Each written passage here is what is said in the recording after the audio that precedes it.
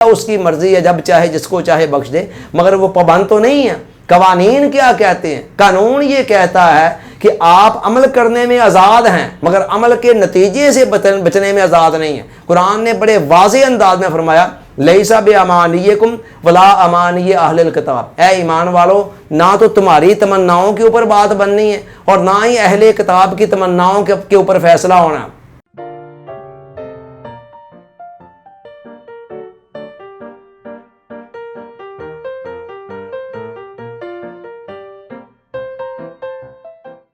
Dear audience, السلام علیکم۔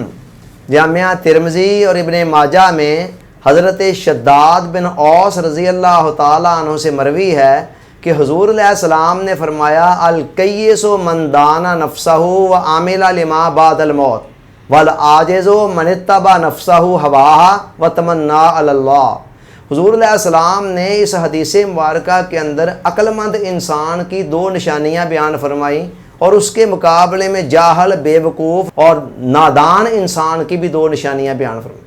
عقل مند انسان کی دو نشانیاں کیا ہے؟ فرمایا الکیس من دانا نفسہ، اس کی پہلی نشانی یہ ہے کہ وہ اپنے نفس کو مہذب بناتا ہے، اس کا تزکیہ کرتا ہے، اسے اپنے قابو میں لاتا ہے۔ نفس کی جو مثال ہے اس کو ہمارے اولیاء نے، صوفیاء نے ایک سرکش گھوڑے سے تشبیہ دی ہے۔ جس طرح ایک گھوڑا سرکش ہو اور اس کے اوپر لگام بھی نہ ڈالی گئی ہو تو نہ اس گھوڑے کی خیر ہے اور نہ ہی سوار کی خیر ہے۔ وجہ کیا ہے؟ وہ اپنی سرکشی کرتے ہوئے، اچھل کود کرتے ہوئے کسی نہ کسی کھائی میں جا گرے گا اور خود بھی تباہ ہو جائے گا اور اپنے اوپر سوار ہونے والے کو بھی تباہ کر دے گا۔ لیکن اسی گھوڑے کو جب سدھار لیا جاتا ہے، مہذب بنا لیا جاتا ہے، تہذیب یافتہ کر لیا جاتا ہے، اس پر محنت کر کے اور اس کے اوپر جب لگام ڈال لی جاتی ہے، پھر کیا ہوتا ہے؟ پھر وہی گھوڑا ہوتا ہے، مالک کی مرضی کے مطابق چل رہا ہوتا ہے۔ جہاں اسے ٹھہرنے کا اشارہ کیا جاتا ہے ٹھہر جاتا ہے، جہاں چلنے کا اشارہ کیا جاتا ہے چل پڑتا ہے، اور اس طرح خوش اسلوبی سے منزل مقصود تک بندہ پہنچ جاتا ہے۔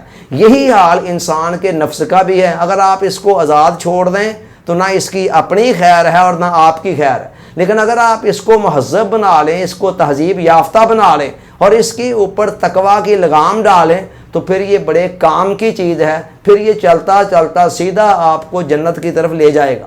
تو یہ پہلی نشانی ہے۔ اور فرمایا دوسری علامت یہ ہے عقل مند انسان کی، وَعَمِلَ لِمَا بَعْدَ الْمَوْتِ، موت کے بعد کے لیے تیاری کرتا رہتا ہے۔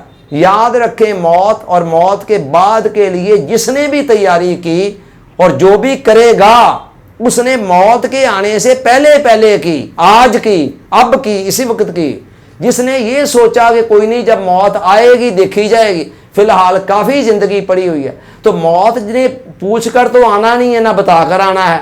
اچانک جب موت آئے گی تو اس وقت انسان تیاری کیسے کر سکے گا؟ یہ تو بالکل اس طرح کی بات ہے نا کہ ایک طالب علم سارا سال تو کتاب کو کھول کر دیکھے ہی نہ، اور عین ایگزام والے دن وہ امتحان سے چند منٹ پہلے یا چند لمحے پہلے بیٹھ کر کہے جی میں کتاب دیکھتا ہوں، میں تیاری کر لیتا ہوں، تو آج تک کوئی ایسے نہیں ہوا کہ کوئی طالب علم اس طرح تیاری کر لے۔ ایگزیکٹلی یہی معاملہ موت کا بھی ہے۔ اس کے لیے بھی جب بھی اور جس نے بھی تیاری کرنی ہے آنے سے پہلے کرنی ہے، آج کو غنیمت سمجھتے ہوئے اس سے استفادہ کرنا ہے۔ اور اس کے برعکس حضور علیہ السلام نے جاہل کی، عاجز کی دو نشانیاں بیان فرمائیں۔ فرمایا والعاجز، اور عاجز، لاچار، بے بس، نادان وہ شخص ہے من اتبع نفسہ ہواہ، جو اپنے نفس کی خواہشات کی، تمناؤں کی پیروی کرتا رہتا ہے، جس کو قرآن نے نفس کی پوجا کرنے کے مترادف قرار دیا۔ قرآن نے کہا افرأیت من اتخذ نفسہ الہہ ہواہ،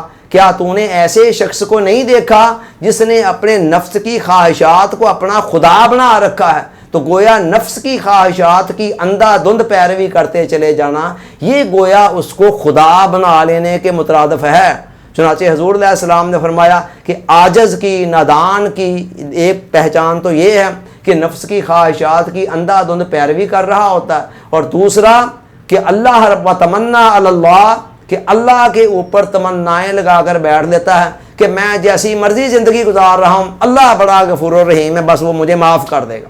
بس ان تمناؤں کے اندر ہی اس کی زندگی ساری بسر ہو جاتی ہے۔ حالانکہ اللہ رب العزت نے کائنات کا نظام بڑے ٹھوس قوانین کے اوپر استوار کیا ہے۔ ٹھیک ہے اس کی مرضی ہے، جب چاہے جس کو چاہے بخش دے، مگر وہ پابند تو نہیں ہے۔ قوانین کیا کہتے ہیں؟ قانون یہ کہتا ہے کہ آپ عمل کرنے میں آزاد ہیں، مگر عمل کے نتیجے سے بچنے میں آزاد نہیں ہیں۔ قرآن نے بڑے واضح انداز میں فرمایا لیسا بامانیکم ولا امانی اہل الکتاب، اے ایمان والو نہ تو تمہاری تمناؤں کے اوپر بات بننی ہے اور نہ ہی اہل کتاب کی تمناؤں کے اوپر فیصلہ ہونا، بلکہ میں یعمل سوء یجزا بہ، قانون یہ ہے کہ جو بھی بندہ برا عمل کرے گا اس کو اس کا بدلہ ملنا ہی ملنا ہے۔ ولا یجد من دون اللہ ولی ولا نصیرا، اور اللہ کے علاوہ وہ کو حمایتی اور مددگار نہیں پائے گا۔ اللہ تعالیٰ سوچنے سمجھنے یاد رکھنے عمل کی توفیق عطا فرمائے، آمین۔ آپ کا بہت بہت شکریہ۔ السلام علیکم۔